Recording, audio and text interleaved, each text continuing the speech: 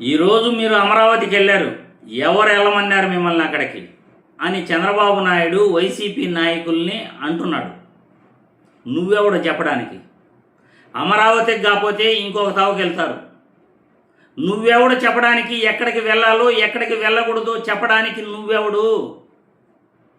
ఒక ముఖ్యమంత్రి 5 సంవత్సరాలు మాత్రమే రాష్ట్రాన్ని పరిపాలించడానికి ప్రజలు మీకు అధికారం ఇచ్చారు. శాంతి భద్రతలకు ఏదైనా విఘాతం కలిగినప్పుడు మీరు మాట్లాడొచ్చు. కానీ ఒక ప్రతిపక్ష నాయకుడు, ఒక రాజకీయ పార్టీ, ఒక మాజీ ముఖ్యమంత్రి వాళ్ళ యొక్క కార్యకర్తలు, నాయకులు రైతుల దగ్గరకు పరామర్శించడానికి వెళ్తే మీరెవరు అక్కడికి వెళ్ళడానికి అని అడగడానికి మీరెవరు అని నేను చంద్రబాబు గారిని అడుగుతున్నాను. మీకు అలా అడిగే రైట్ మీకు ఎక్కడుంది? వాళ్ళ ఇష్టం. వాళ్ళు గతంలో అమరావతికి ఏం చేశారు, ఏం చేయలేదు అప్రస్తుతం. రైతులు వెళ్ళి జగన్మోహన్ రెడ్డిని కలిసి చంద్రబాబు మాకు మోసం చేస్తున్నాడు, చంద్రబాబు మోసగాడు అని రైతులు జగన్మోహన్ రెడ్డి దగ్గరికి వెళ్ళి మొరపెట్టుకొని మీరు ఒకసారి అమరావతికి రండి అని వాళ్ళు పిలిస్తేనే వైసీపీ నాయకులు అమరావతికి వెళ్ళటం జరిగింది.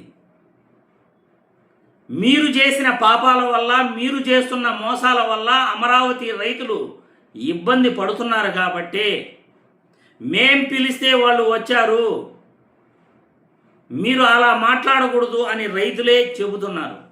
ఒక్కసారి నిజమైన రైతులు ఏం మాట్లాడుతున్నారో వీడియో చూసిన తర్వాత మళ్ళీ మనం విశ్లేషించుకుందాం.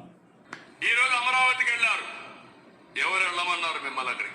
అది అంత మంచి పద్ధతిగా అడ్డుకుంటూ మరి ఈ కేసు పెడతాం. వాళ్ళు మేము పిలిస్తేనే వచ్చారు తప్ప వాళ్ళంతటి వాళ్ళు కాదు.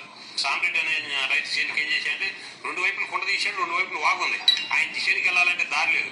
చేనుకు దగ్గర కాలం దొంగకొచ్చారు. వీళ్ళు దగ్గర కాలం దొంగకొస్తే ఒడ్లు పడుతుంది. ఒడ్లు పడితే చేలోకి వెళ్తానికే వీళ్ళు పుట్లో కూడా దగ్గరలోకి. ఆ విధంగా జరుగుతుంది. ఈ రైతులందరికీ ఇబ్బందిగా ఉండి మేము పోతేనే వాళ్ళు మా దగ్గరకు వచ్చారు.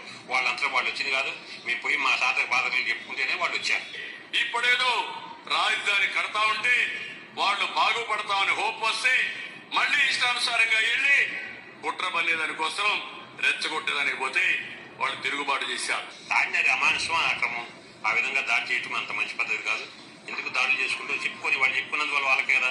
మరి ఇక్కడైతే దాచిపెట్టినట్టుగా వీళ్ళు ఇక్కడ రానిపోవటం వల్ల పెరుమాగా రానిలేదంటే ఇక్కడైతే జరిగింది. ఆ జరిగిన దాన్ని వాళ్ళు కప్పుచ్చుకున్నట్టుగా రానిపోవటం అంటే దాని ఒక ఉద్దేశం. చూశారుగా, అమరావతి నిజమైన రైతులు ఏం చెప్తున్నారో మీరు వింటున్నారు.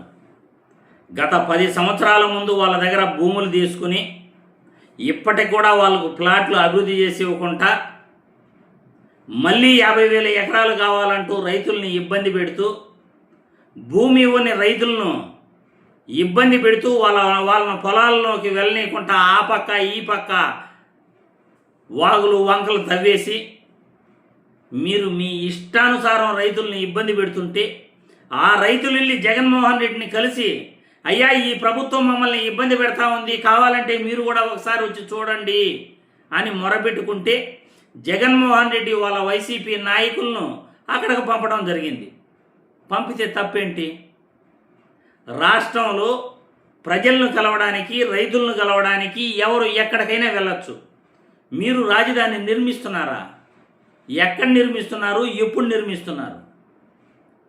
రాజధాని పేరుతో పచ్చటి 3 పంటలు పండే భూమిలో బలవంతంగా ఒక్కొక్క స్క్వేర్ ఫీట్కు దాదాపు 20,000 రూపాయలు మీరు ఖర్చు పెడుతూ ఎక్కడ ఈ ప్రపంచంలో లేని విధంగా దోపిడీ చేస్తూ ఉంటే ప్రజాధనాన్ని, ఖర్చు పెడతా ఉంటే ప్రజాధనాన్ని, అప్పులు చేసి లక్షల కోట్లతో రాజధాని కడతాను అని నీళ్లు తోడేదానికి కూడా కోట్లకు కోట్లు ఖర్చు పెడుతూ ఉంటే, ముళ్ళ చెట్లు నరగడానికి కోట్లకు కోట్లు ఖర్చు పెడుతూ ఉంటే, రాష్ట్రంలో ప్రధాన నగరాలను వినియోగించుకోకుండా, తీర ప్రాంతాన్ని వినియోగించుకోకుండా మీరు ప్రజల్ని మోసం చేస్తుంటే రాజధాని పేరుతో ఇది తప్పు అని చెప్పడం జగన్మోహన్ రెడ్డి చేసిన తప్ప?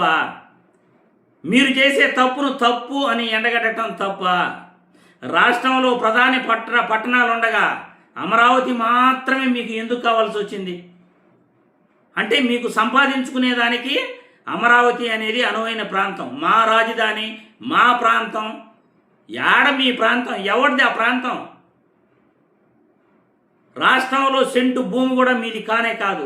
ఏ ప్రాంతంలో అయినా ఎవరైనా అడుగు పెట్టడానికి వీలుంటుంది. అట్లాంటిది అమరావతిలో వైసీపీ నాయకులు అడుగు పెట్టకూడదా? మీరు సంపాదించిన భూములు అవే? మీకు పేటెంట్ హక్కులు ఎవరైనా భారత ప్రభుత్వం మీకేమైనా రాసిచ్చిందా?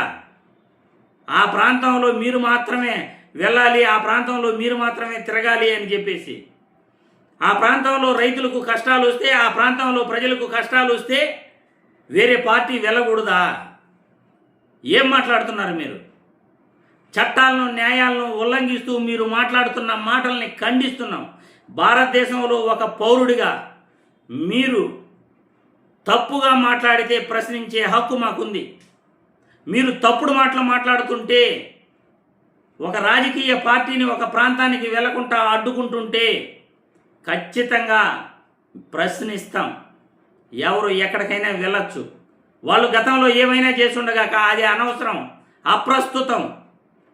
ఖచ్చితంగా ఎవరు ఎక్కడికైనా వెళ్ళొచ్చు, అడ్డుకుంటామంటే అది నేరమే చట్ట ప్రకారం.